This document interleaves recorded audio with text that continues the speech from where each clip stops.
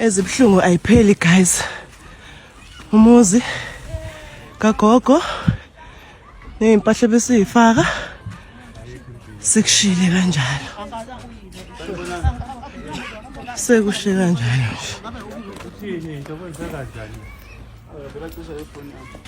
Ingane ithatha isikhuni ugogo ekhaya iyobheka amasokisi.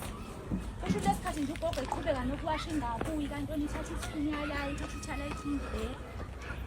Mabebona babona sekulate.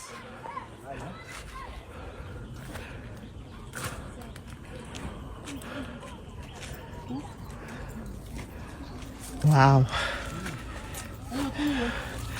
Idinga ama-welfare ke le manje.